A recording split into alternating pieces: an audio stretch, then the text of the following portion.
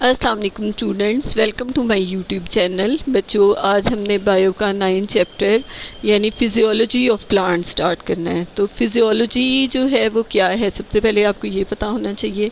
Physiology कहते हैं किसी भी जानदार की, अब हम यहाँ पे पौधों की बात कर रहे हैं तो पौधों के अंदर जितने भी सिस्टम्स पाए जाते हैं वो किस तरह से काम करते हैं, ये उसकी फ़िज़ियोलॉजी कहलाएगी।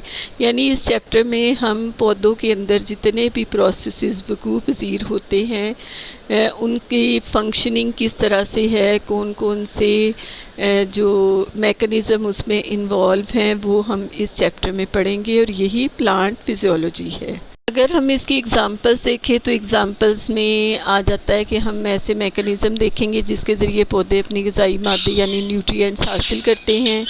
इनमें न्यूट्रिएंट्स की ट्रांसपोर्ट कैसे होती है, माहौल के साथ गैसों का तबादला कैसे होता है, किस तरह ये तवाज़न कायम रहता है। बच्चों, प्लांट फिजियोलॉजी के हवाले से जो हमने पहला टॉपिक पढ़ना है वो है पौधों में न्यूट्रिशन, कि पौधे किस तरह से अपनी खुराक तैयार करते हैं या हासिल करते हैं, फिर इस खुराक को अपनी नशोनुमा और तवानाई के लिए जिस्मानी मादों में किस तरह से तब्दील करते हैं। फिर आगे बच्चों आ जाते हैं न्यूट्रिएंट्स वो ग़िज़ाई मादे हैं जो जानदारों को तवानाई, नशोनुमा, मरम्मत और बका के लिए दरकार होते हैं। अब न्यूट्रिशन के हवाले से अगर हम प्लांट्स की इकसाम देखें तो ये दो इकसाम है, एक है ऑटोट्रॉफिक और दूसरे हैं हेट्रोट्रॉफिक। ऑटोट्रॉफिक वो होते हैं, ऐसे जानदार होते हैं जो माहौल से पानी, कार्बन डाइऑक्साइड, मिनरल्स वगैरह हासिल करके अपनी खुराक को तैयार करते हैं। इसकी मिसालों में तमाम पौधे आ जाते हैं, कुछ बैक्टीरिया हैं और तमाम एल्गी हैं, क्योंकि ये ग्रीन कलर के हैं। यानी आपको जितने भी ग्रीन कलर के प्लांट्स नज़र आएंगे वो सारे ऑटोट्रॉफिक हैं, वो ख़ुद अपनी खुराक तैयार कर सकते हैं। लेकिन हेट्रोट्रॉफिक कौन से होते हैं? ये ऐसे जानदार होते हैं जो अपनी खुराक खुद तैयार नहीं कर सकते। इसकी मिसालों में कुछ बैक्टीरिया हैं, फिर प्रोटोजोन्स हैं, कुछ फंजाई हैं और तमाम जानवर। यानी ये अपनी खुराक खुद तैयार नहीं कर सकते और ये प्लांट्स की बनाई हुई खुराक को इस्तेमाल करते हैं। जैसे इंसान भी जो है वो हेट्रोट्रॉफिक में ही आ जाता है। अब हम अपनी खुराक कहाँ से हासिल करते हैं? हम सब्ज़ियाँ खाते हैं, हम फल खाते हैं, हम गोश्त खाते हैं। यानी हम ख़ुद से तैयार नहीं करते, हम तैयार शुदा खुराक को इस्तेमाल करते हैं, तो इसलिए हम हेट्रोट्रॉफिक हैं। फिर बच्चों नेक्स्ट आगे टॉपिक आ जाता है पौधों में मिनरल न्यूट्रिशन। तो पौधे फोटोसिंथेसिस के अमल से अपनी खुराक तैयार करते हैं और इस दौरान वो सूरज की रोशनी, कार्बन डाइऑक्साइड, पानी से शुगर हासिल करते हैं और दूसरे बायोमॉलिक्यूल्स बनाने के लिए उसे ज़मीन से मादे भी लेने होते हैं। ऐसे मादों को, अब वो जो ज़मीन से मादे लेते हैं उनको मिनरल न्यूट्रिएंट्स कहते हैं, यानी जो ज़मीन से जड़ों के ज़रिए से जज़्ब करते हैं। अब ये जो मिनरल न्यूट्रिएंट्स हैं ये दो तरह के होते हैं, एक होते हैं मैक्रो न्यूट्रिएंट्स और दूसरे होते हैं माइक्रो न्यूट्रिएंट्स। मैक्रो न्यूट्रिएंट्स वो होते हैं जो ज़्यादा मिकदार में चाहिए होते हैं पौधों को, वो मिनरल्स जो ज़्यादा मिकदार में चाहिए उनको मैक्रो न्यूट्रिएंट्स कहते हैं। जैसे कार्बन है, hydrogen, oxygen, phosphorus, potassium, nitrogen, sulphur, calcium और मैग्नीशियम वगैरह। और वो मिनरल्स जो पौधों को कम मिकदार में चाहिए होते हैं उनको माइक्रो न्यूट्रिएंट्स कहते हैं।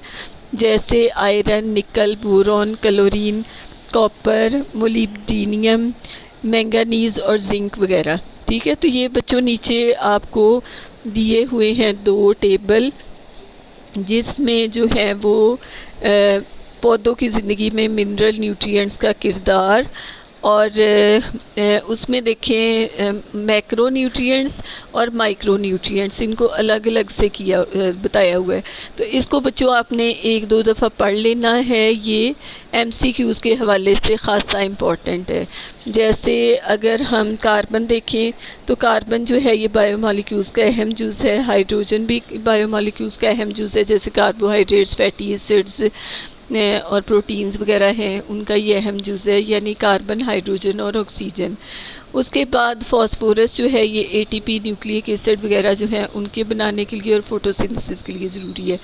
पोटाशियम इस पे स्पेशली निशान लगाएं, ये स्टोमेटा के खुलने और बंद होने को कंट्रोल करता है।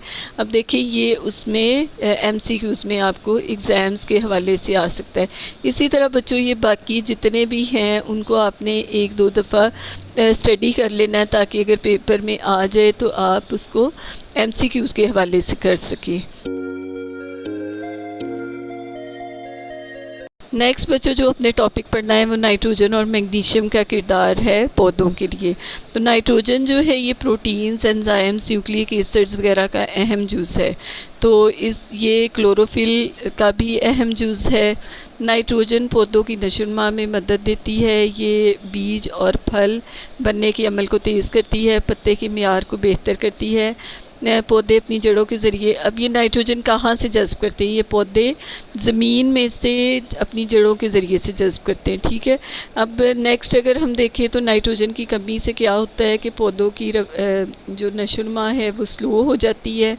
फिर क्लोरोफिल में क्योंकि इसकी ज़रूरत होती है तो फिर क्लोरोफिल में जब नहीं मौजूद होता, नाइट्रोजन नहीं मिलती तो फिर पत्ते का कलर ज़र्द हो जाता है। अगर ज़र्द हो जाएगा तो इसमें फोटोसिंथेसिस का अमल नहीं होगा और ज़र्द होने के अमल को कहते हैं क्लोरोसिस।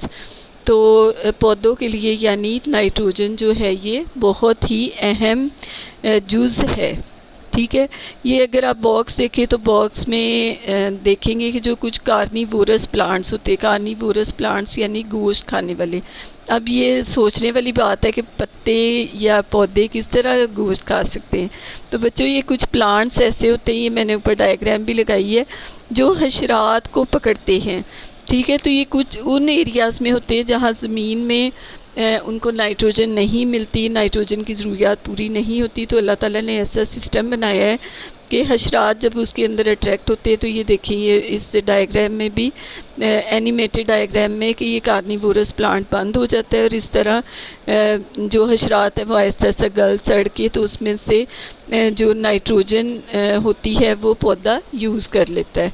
उसके बाद नेक्स्ट बच्चों मैग्नीशियम का किरदार आ जाता है। तो मैग्नीशियम भी क्लोरोफिल का अहम जुज़ है और बहुत से एंजाइम्स को भी की फंक्शनिंग के लिए भी ये बहुत ज़रूरी होता है, नशोनुमा के लिए भी ज़रूरी है। तो ये फल बनने, बीज उगने में भी मदद देता है। पौधों की जड़ें मैग्नीशियम आयंस को जज़्ब करती हैं। अगर मैग्नीशियम भी ज़रूरत के मुताबिक ना मिले तो फिर पौधे जो हैं वो भी क्लोरोफिल उसका टूटने लगता है और पत्ते का रंग जर्द पड़ जाता है, यानी इसमें भी क्लोरोसिस का अमल शुरू हो जाता है। ज़्यादा अरसे तक मैग्नीशियम की कमी रहने से पत्ते गिर भी सकते हैं। तो इसमें अगर आप पढ़ें, बॉक्स को पढ़ें तो वो देखें कि जब किसी पौधे को नाइट्रोजन या मैग्नीशियम की कमी का सामना होता है तो वो अपने पुराने पत्तों से लेकर ये एलिमेंट्स नए पत्तों में पहुंचाता है।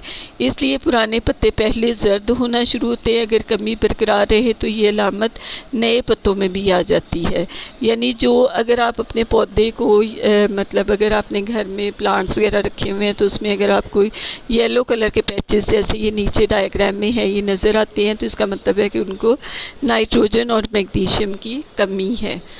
बच्चों इसके साथ ही आज की वीडियो मैं एंड करती हूँ। उम्मीद है कि आपको इसकी अच्छी तरह समझ आ गई होगी। मेरे चैनल को लाइक करना, सब्सक्राइब करना और शेयर करना ना भूलिएगा।